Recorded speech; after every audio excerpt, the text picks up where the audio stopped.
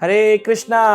तो इस बार जन्माष्टमी के महोत्सव पर हम चर्चा कर रहे हैं भगवान कृष्ण के 64 अद्भुत गुण, और उन गुणों की श्रृंखला में आज हम चर्चा करने वाले हैं भगवान के विशेष 8 गुण, जिसमें से प्रथम गुण है भगवान का सर्वसम्मान्य यानी वरीयान। भगवान सभी के द्वारा सम्मान प्राप्त करते हैं। ब्रह्मांड के संचालक होने के नाते भगवान देवतागण, बड़े बड़े ऋषि मुनि सभी के द्वारा भगवान को सम्मान प्रदान किया जाता है। ऐसा एक प्रसंग आता है भक्ति रसामृत सिंधु में कि शिव जी, ब्रह्मा जी और इंद्र भी भगवान का दर्शन पाने के लिए आए थे, और भगवान के द्वारका के द्वारपालों ने, जो कि नियुक्त किए गए थे भगवान के द्वारा ताकि वो लोगों को लाइन में चलाएं, जैसे हमारे मंदिरों में भी हम देखते हैं भक्त आते हैं, भगवान की स्तुति गान करते हैं, दर्शन करते हैं लाइनों में जन्माष्टमी के दिन। तो उन द्वारपालों ने उन ब्रह्मा जी, शिव जी और इंद्र जी से कहा, देखिए देवतागण, आप लोग इस व्यास आसन पर विराजमान हो जाएं, अपनी अपनी गद्दी पर बैठ जाएं, लेकिन आप लोग जो है ना अंदर लाने के लिए लाइन में रहें और स्तुतियों को थोड़ी कम आवाज में गाएं ताकि भगवान की शांति भंग ना हो। आपके जोर जोर से स्तुति से भगवान की शांति में विघ्न पड़ता है। यानी कि देवता भी भगवान को सम्मान प्रदान करने के लिए भगवान से मिलने द्वारका में आते हैं। दूसरा भगवान का गुण है परम नियंता, ईश्वर। यानी कि ईश्वर हैं भगवान। क्यों कृष्ण ईश्वर हैं? ईश्वर का अर्थ है परम नियंता, यानी कि जो सबको नियंत्रित करता है, लेकिन उसको नियंत्रित करने वाला कोई नहीं होता। अभिज्ञया स्वराट, भागवत में कहा गया भगवान स्वराट, स्वतंत्र हैं। हम लोग भगवान के कंट्रोल में हैं।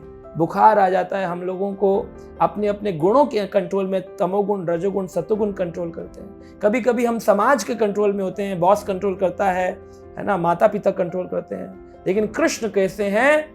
स्वराट, भगवान स्वतंत्र हैं। वो किसी को भी स्वतंत्रता प्रदान कर सकते हैं, लेकिन स्वयं स्वतंत्र होने के कारण वो किसी को भी नियंत्रित कर सकते हैं। तो इस प्रकार से भगवान अपने भक्तों को स्वतंत्रता प्रदान करते हैं कि तुम मुझे नियंत्रित कर लो, और फिर भक्त प्रेम से भगवान को अपने नियंत्रित करते हैं। लेकिन अगर प्रेम के भाग को हटाएं तो भगवान को संसार में कोई भी बांध नहीं सकता, उनको कोई नियंत्रित नहीं कर सकता। अभिज्ञ स्वराट है भगवान। तीसरा गुण है भगवान का सदा स्वरूप संप्राप्त, यानी कि परिवर्तन रहित है भगवान। उनमें कोई परिवर्तन नहीं होता। हम जैसे बालक थे, फिर बड़े हुए, फिर और बड़े हुए, फिर बूढ़े हुए, फिर एक दिन समाप्त हो गए। लेकिन भगवान परिवर्तन रहित हैं, सदा स्वरूप, एक जैसा दिव्य स्वरूप रहता है। छोटे बालक थे तो छोटे बालक वाला रूप जो है किसी और ब्रह्मांड में चला गया लीला करने के लिए, और भगवान का बड़े वाला रूप आ गया, तो हमें लगेगा कि भगवान पहले बच्चे थे अभी बड़े हो गए हैं। लेकिन भगवान ऐसे परिवर्तन रहित है, परिवर्तन नहीं होता भगवान में। उनके फिक्स्ड रूप हैं, वो रूप प्रकट होते हैं और उन लीला करते हैं, हमें लगता है भगवान गुरु कर रहे हैं। तो आचार्यों की इस ज्ञान से हमें पता चलता है भगवान की बाल लीला यहाँ समाप्त हुई, भगवान अब बड़ी लीला करेंगे, बाल लीला वाले दूसरे ब्रह्मांड में चालू हो गई, वहां भगवान का ये स्वरूप प्रकट हो गया।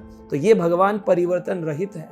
तो हमें जानना चाहिए त्रिगुणातीत भगवान सदा स्वरूप संप्राप्त है। भगवान एक ही रूप में रहते हैं, इसलिए भगवान ने कहा मेरे दिव्य गुणों को, मेरी दिव्य लीलाओं को जो जानता है, जन्म करम चा में दिव्यम एवं यो वेति तत्वतः त्याक्त्वम देहम पुनर्जन्मम नेति ममेति सुवर्जना। हे अर्जुन, जो मेरे इन दिव्य गुणों को जानता है, मेरा जन्म दिव्य है, मेरा लीलाएं दिव्य हैं, उसको इस संसार में पुनः जन्म नहीं लेना पड़ता।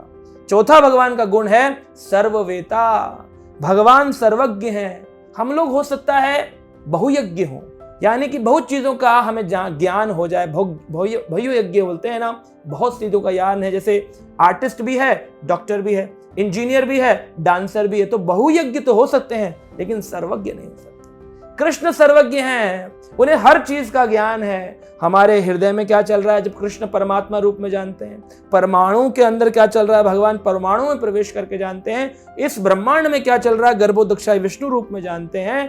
अभी कितने ब्रह्मांड प्रकट हो चुके हैं, करणोदक्षाई रूप में भगवान जानते हैं। तो ये भगवान जो है सर्वयज्ञ, सर्ववेता, सब ज्ञान है भगवान के पास। भगवान ने अर्जुन को कहा, अर्जुन तुम्हारे और मेरे कई जन्म हो चुके हैं, तुम्हें याद नहीं है, लेकिन मुझे स्मरण है, क्योंकि मैं कौन हूं? सर्ववेता, मुझे सब कुछ याद रहता है।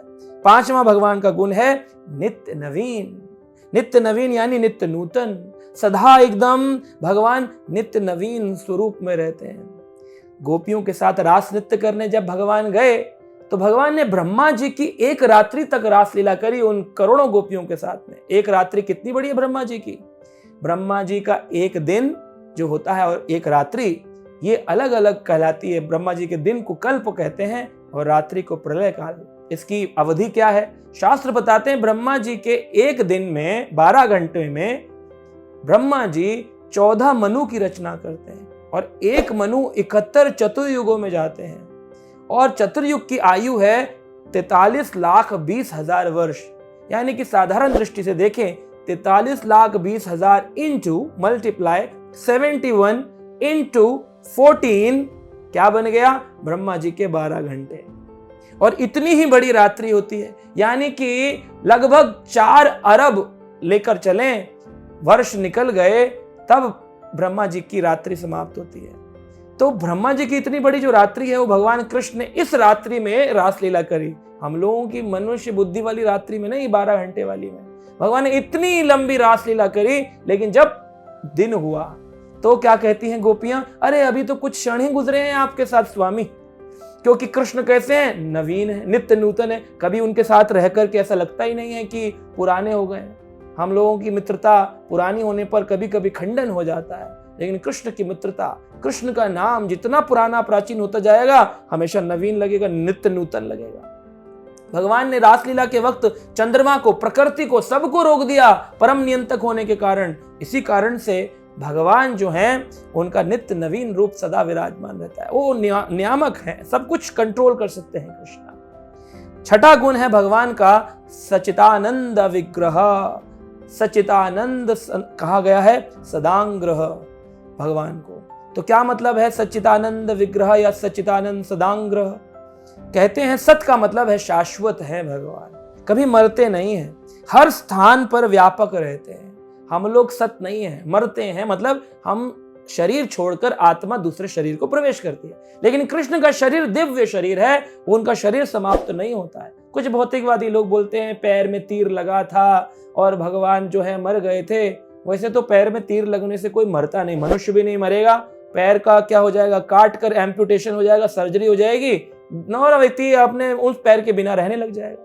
लेकिन कृष्ण मर गए थे। ये भौतिकवादी मायावादी जो होते हैं वो इस प्रकार बोलते हैं कृष्ण शरीर छोड़ गए थे, बाद में उनका अंतिम संस्कार हुआ। एक स्थान भी है वहां पर बलका तीर्थ के पास जहां पर कृष्ण का अंतिम संस्कार हुआ।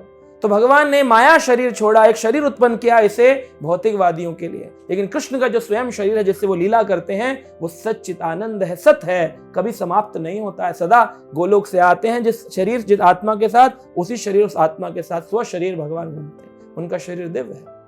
दूसरा है भगवान का चित्त। चित्त यानी कि सब चीजों का ज्ञान है और स्वयं प्रकट होते हैं भगवान। ये नहीं होता है, लोग बोलते हैं अच्छा एक बात बताइए, कृष्ण ने लीला करी और इतनी सारी सृष्टि की रचना करी, तो कृष्ण को किसने उत्पन्न किया? जी, कृष्ण स्वयं प्रकट होते हैं। चित्त है, ज्ञान है सब चीजों का, उनको प्रकट कौन कर सकता है? आज कंप्यूटर बनाने वाला व्यक्ति कहता है मैंने कंप्यूटर बनाया। अजी, कंप्यूटर को किसने बनाया?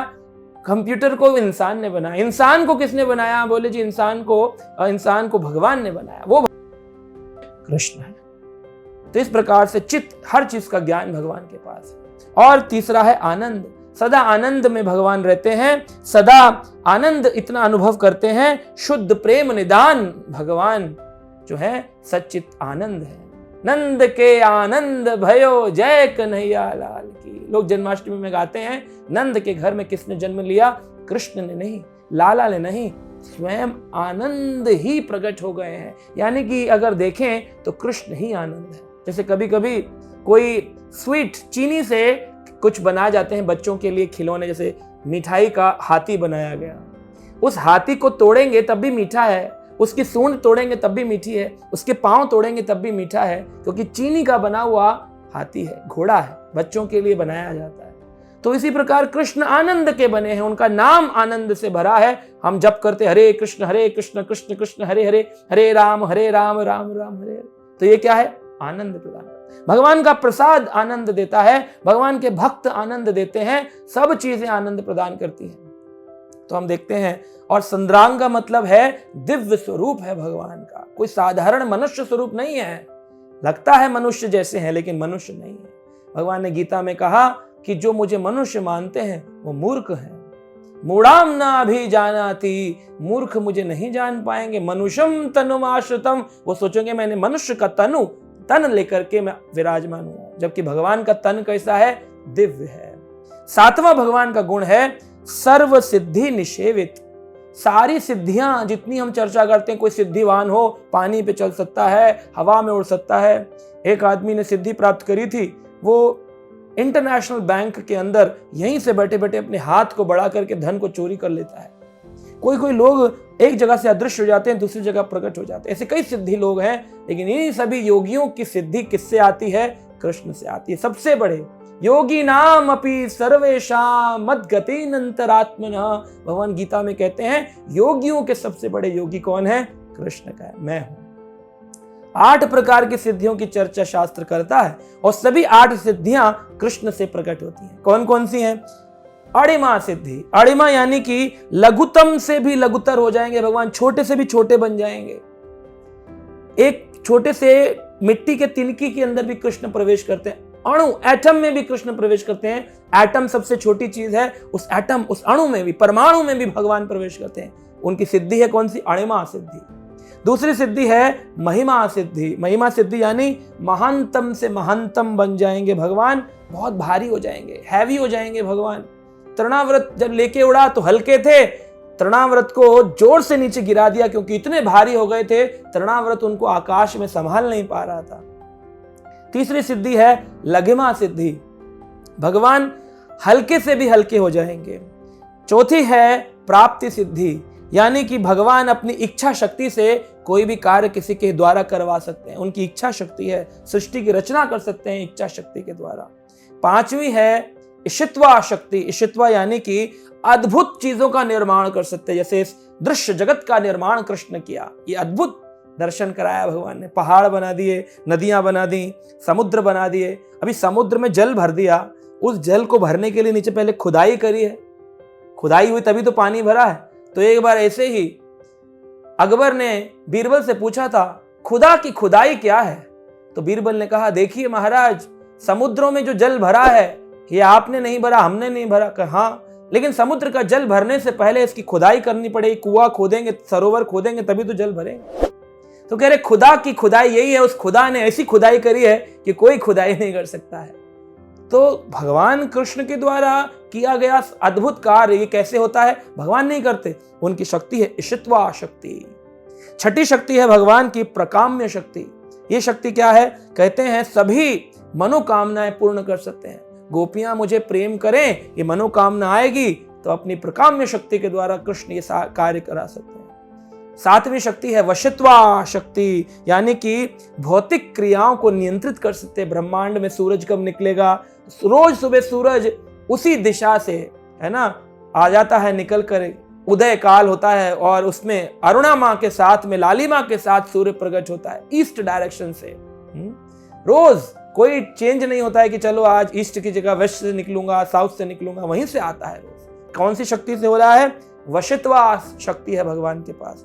और आठवां है कामा वसायितः शक्ति, यानी कि सबको अपनी ओर आकर्षित करने की शक्ति भगवान में। लेकिन फिर भी भगवान भक्त को, संसार के लोगों को ऑप्शन देते हैं। आपके पास ऑप्शन है, आप चाहें तो आ भी सकते हैं अपनी सूक्ष्म आजादी का सदुपयोग करके, यानी कि अगर कर लिया तो मैं आपका स्पेशल फेवर करूंगा, नहीं किया तो ठीक है, सबके लिए समान हूं, समान रहूं। तो ये भगवान की अष्ट सिद्धियों के साथ कृष्ण का गुण है सर्व सिद्धि निषेवितः। और आठवां जो भगवान का गुण है वो है अविचिंतया महाशक्ति, यानी कि एक ऐसी शक्ति कृष्ण के पास है जो अचिंत्य है। अचिंत्य शब्द का अर्थ है चिंतन से परे। कोई बोले अच्छा ये लीला सुनी तो मैंने, लेकिन हुआ कैसे, लॉजिक क्या है इसमें? अरे हम अपनी मनुष्य बुद्धि से समझेंगे ना तो समझ नहीं पाएंगे। कृष्ण कैसे हैं? अचिंतया शक्ति के भंडार हैं। शक्ति का नाम है अविचिंतया महाशक्ति। कृष्ण सर्वत्र विराजमान रहते हैं, धाम में भी रहते हैं। लोग बोलते हैं जब कृष्ण लीला करने आए थे तो उधर कौन उनकी ड्यूटी कर रहा था? हम लोग अपनी तरह सोचते हैं ना, मैं अपने घर से ऑफिस चला गया तो घर में कोई नहीं, ऑफिस से घर आ गया तो ऑफिस में कोई नहीं। कृष्ण गोलोक वृंदावन धाम में नित्य लीलाओं में भी रहते हैं, हर ब्रह्मांड में अपना रूप लेकर के प्रकट रहते हैं, अपने को विष्णु अवतारों में, गुण अवतारों में, पुरुष अवतारों में, मनवंतर अवतारों में विस्तारित करते हैं और अपने आप में जहां है वहां भी पूर्ण रूप से विराजमान रहते हैं। जैसे 100 रुपए का नोट है, उसमें से 100 रुपए निकाल लो तब भी 100 रुपए बच जाएं। भौतिक संसार में ऐसा नहीं होता। 100 में से 10 निकालेंगे तो 90 रह जाएंगे, 10 इधर आ गए। 100 में से 50 निकालेंगे तो 50 इधर आ गए, 50। लेकिन कृष्ण कैसे हैं, 100 में से 100 भी निकालें तब भी 100 ही रह जाते हैं। ओम पूर्णमदाय पूर्णमिदं पूर्णात् पूर्णमुदच्यते। ईशोपनिषद का स्तुति मंत्र है, कृष्ण पूर्ण है, कंप्लीट, ही इज कंप्लीट। और इसी कंप्लीटनेस के कारण परमाणु के अंदर भी हैं, इस दृश्य जगत में भी हैं, विग्रह रूप में भी हैं, ग्रंथ भागवत रूप में भी हैं, नाम के रूप में भी हैं, विग्रह रूप में हैं, प्रसाद रूप में हैं, गुरु रूप में हैं। आदमी बोले कितने रूप हैं? अरे भाई, अविचिंतया महाशक्ति, अपने को अनेकों रूपों में भगवान विस्तारित कर सकते हैं। तो आशा करते हैं आपको ये गुण अनुभव करने में आनंद आ रहा होगा। इनको सुनिए, इनको चिंतन करिए और सोचिए हम जिनकी आराधना करते हैं वो कितने ऊंचे हैं। इन गुणों को सुनने से हमारा प्रेम भगवान के प्रति बढ़ता जाएगा निरंतर। आगे के गुणों की चर्चा अपने अगले क्रम में करेंगे। तब तक के लिए हरे कृष्णा।